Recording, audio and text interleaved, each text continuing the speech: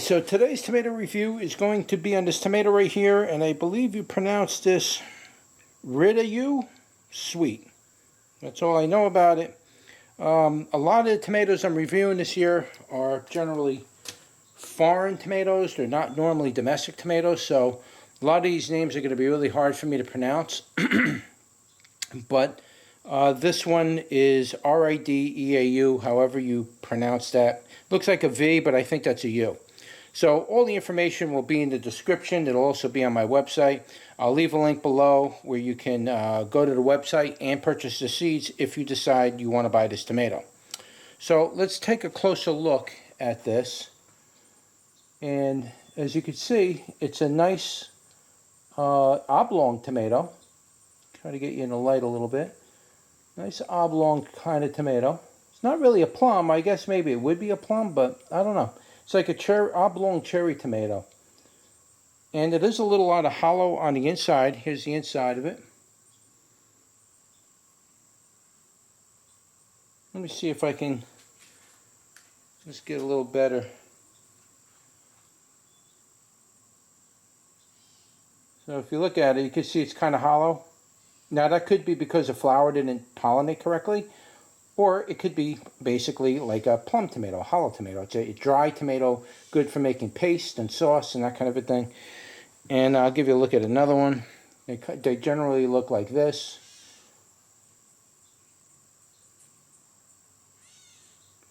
Alright, try to give you a good view. And oftentimes they'll just come out round as well. They'll be on the same bract, round and oblong. So here's another one that's kind of on the round side, but a little flat on the top, but weird. It's kind of weird shaped. It's not. They're not all going to come out round. They're kind of going to come out like this longer shape. So as far as the tomato plant goes, the plant is pretty good size producer. I mean, it's produced quite a bit. I'm only picking off the ones that are ripe now, because the birds are getting in there and they're just blasting holes in the tomatoes.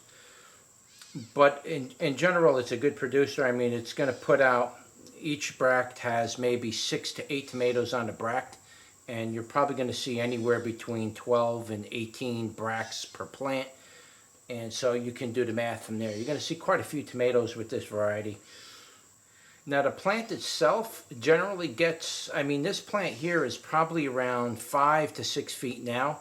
I would imagine in really, really good conditions, if you don't have any blight, nothing else, the leaves are all doing good, and the soil is really good, I would imagine this plant could probably get 8 to 10 feet tall, or longer, however you want to do it. So it can get quite large of a tomato plant, depending on how you're growing it.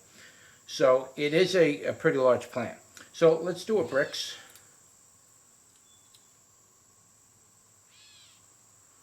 Let's do a bricks here.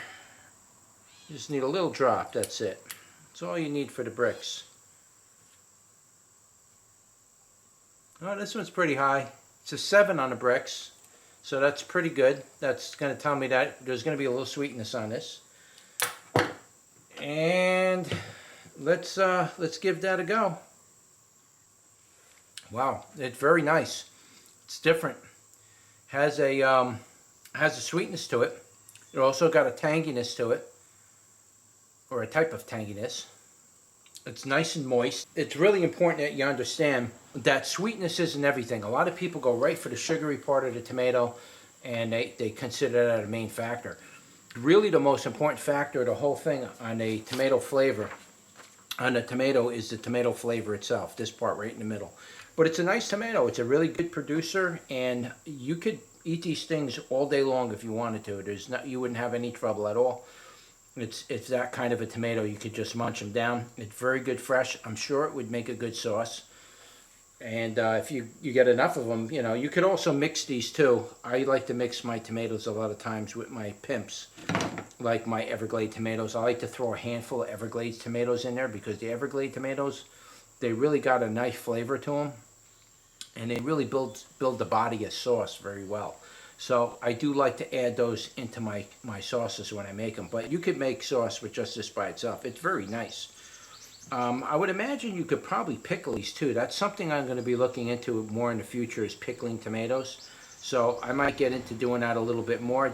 but I got to look into it. I'm not sure if you got to pickle them when they're not fully ripe. You got to pickle them when they're kind of green. So I might look into that a little bit more.